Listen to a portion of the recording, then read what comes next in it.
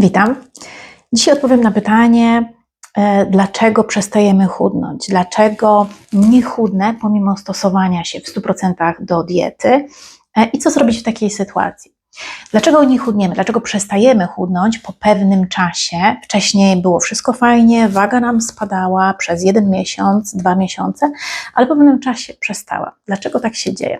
Otóż najczęstszym błędem, jakim stosujemy, jest to, że jemy bardzo monotonnie.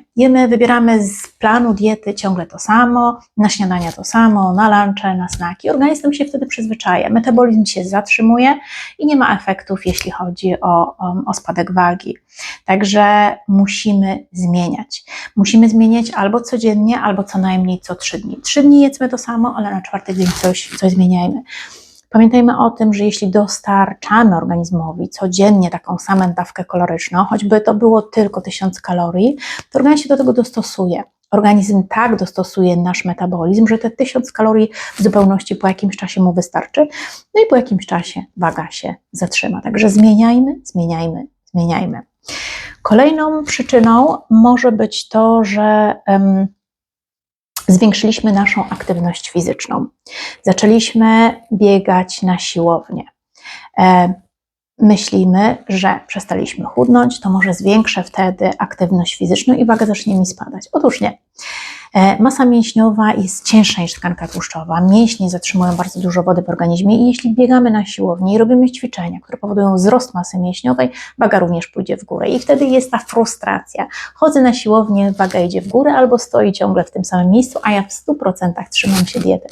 Także jeśli chcemy chodzić na siłownię, powiedzmy o tym trenerowi, że chcemy robić ćwiczenia na siłowni, które nie powodują wzrostu masy mięśniowej, a powodują zwiększenie metabolizmu i przyspieszenie spalania tkanki tłuszczowej. Jeśli robimy to sami, bez trenera, robimy ćwiczenia w domu, wybierajmy ćwiczenia interwałowe, czyli szybkie, wolne, albo ćwiczenia typu HIIT, czyli High Intensity Interval Training, gdzie będziemy ćwiczyć bardzo intensywnie przez okres około minuty, później będziemy mieli tak zwany recovery time, czyli będziemy odpoczywać, organizm będzie nam się regenerował przez 90 sekund i później kolejnych 6 powtórzeń 60 na 90 bądź 30 na 60, w zależności jakie interwały znajdziemy na internecie, są filmiki na YouTubach, tego jest od groma, także polecam HIIT-y, czyli High Intensity Interval Training,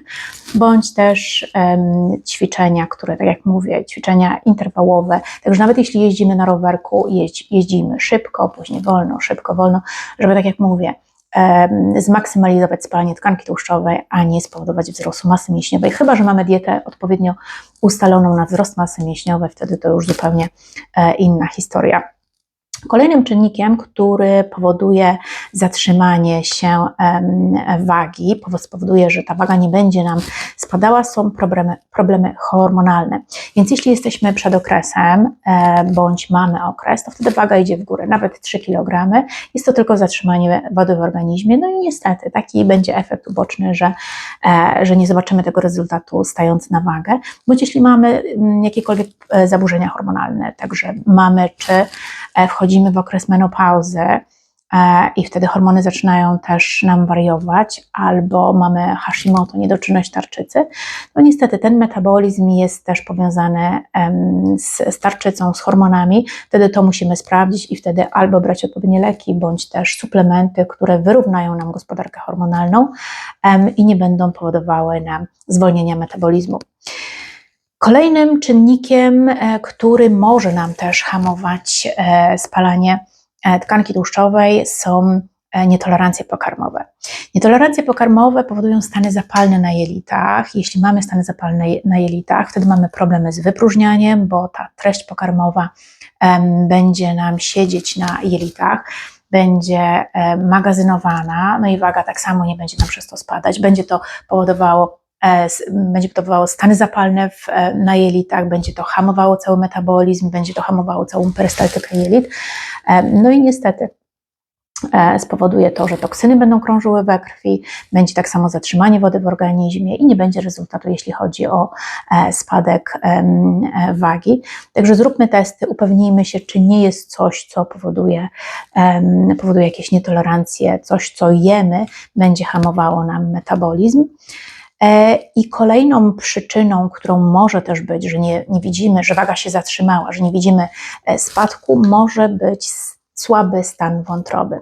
Jeśli mamy obtłuszczoną wątrobę, to pamiętajmy o tym, że podczas procesu odchudzania cała tkanka tłuszczowa z powrotem musi nam przejść przez wątrobę, więc my niejako zalewamy jeszcze, nie dość, że wątrobę mieliśmy bardzo często obtłuszczoną przed zaczęciem diety, to podczas diety cała tkanka tłuszczowa z powrotem musi przejść przez wątrobę, no i wątroba kolejny raz zostaje obciążona, więc dbajmy o wątrobę.